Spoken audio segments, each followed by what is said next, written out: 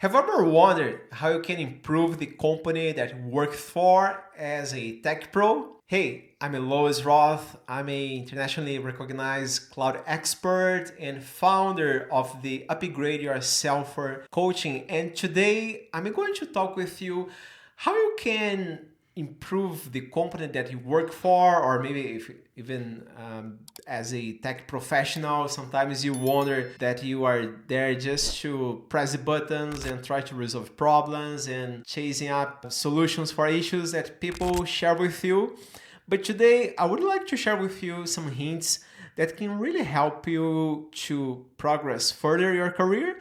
This is based on my experience and also what I'm seeing in the industry. Sometimes we think that it's just resolving issues, resolving problems, but today I would like to share with you a perspective that I have that served me. I'm very confident that will serve you in your career and will help you to progress faster in your career and also bring a high level of satisfaction with your life and career overall. Let me jump into the hint number one. Think value, not tools. And it's very common in this IT industry, us as engineers or tech professionals, be very, very distracted by shiny objects. There is a new technology, a new tool that is launched, and now we are trying to implement that in our daily operations, on the way that we build our projects, and even in our daily life.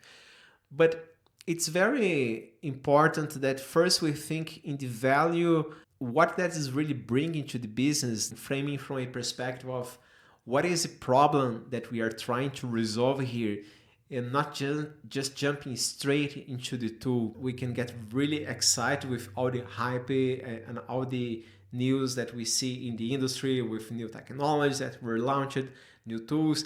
But I believe that we should be really diligent in the way that we approach that, because if we are not resolving a problem, we may be causing another problem. We can increase the overhead of our team, and even for ourselves, it's not so difficult to start working with some companies and find so many different tools and people they don't talk the same language. And that is because we usually have a lot of smart people working in these companies, but they are trying to bring the tools, the technologies, all their knowledge, but where is the value thinking? What we are trying to resolve? And that leads me to point number two, that is, what are the pain points that this new tool will resolve? Productivity, costs, governance. Is there something that the company is messaging that they are having challenge and we can resolve? Or maybe we are noticing with our colleagues, with someone that we work together, what's going on here that we can help and we can bring more value in tech roles. And I was guilty of this in the past. We feel that we are there just to execute what's given to us. We stop observing and looking around, what are the problems here? We are just expecting someone to show us the problem, and we are going there to resolve and try to do that 150%. I believe that we should be really conscious and aware of all these opportunities that we may have, that can be with users experiencing challenges in their collaboration systems or remote connectivity, that can be teams facing challenges to understand how the underlying infrastructure is configured, and maybe that is not only even a tool, that's maybe bringing someone to help to organize that, to document that infrastructure. So there are different ways of approaching this, and what will really help you to stand out is think on value, as I shared first, and being aware of these pain points and the challenges that you will see around. And with that, we can jump in the hint number three, that is thinking in IT and tech as a product. And when we think as a product and we adopt that mindset, we are trying to build a solution to the business that can be easily delivered to someone, to another team, that can be easily managed by us. We're not just building a Frankenstein inside the organization that It's hard to manage it. No one understands. We try to make things more simple. All right, if I can have this just as a solution that I can deliver for some end user that can help in his collaboration. And this is part of our way of working here, and our team knows how to maintain. That's well integrated, and that will really serve you going forward, maintaining and even scaling the solution.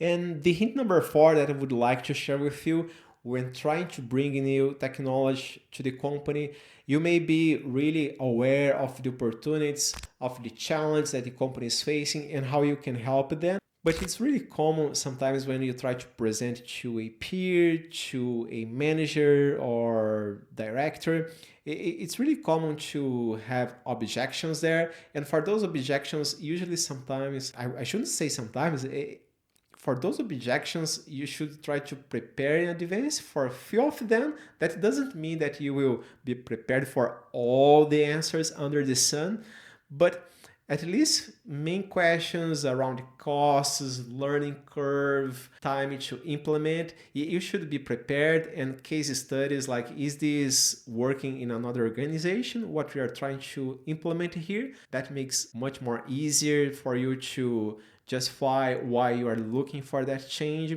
and also the results that other companies experience, and you can bring that into your organization. And among these objections, I believe that you also can think about the learning curve that people, they will raise with you. They will be a little bit afraid if everybody can just jump into the technology and start working on that, and or if it's something that will take too much time and people, they are too busy, what is usually the case. So how they are going to learn that? Are they going to have some workshops? Are they going to receive some videos with instructions on the new tool that's being deployed? So it's fundamental that we think on this perspective on how that will be delivered, and mainly be patient with this initiative, because sometimes you will share with someone that tried something similar and they did experience some setback, but sometimes they didn't have too much resilience and they just gave up, and now they will just tell you, hey, this will not work, we tried this before. So be really careful with that, and try to be persistent, try to be consistent with the messaging that we are using, relaying the communication to your peers, and even building a proof of concept that is very common in our tech industry. Like, you can show that working at a high level, and people, they can realize all the benefits that this can bring to the organization. I hope that you have enjoyed this video of today. Hope to see you here again really soon. Cheers!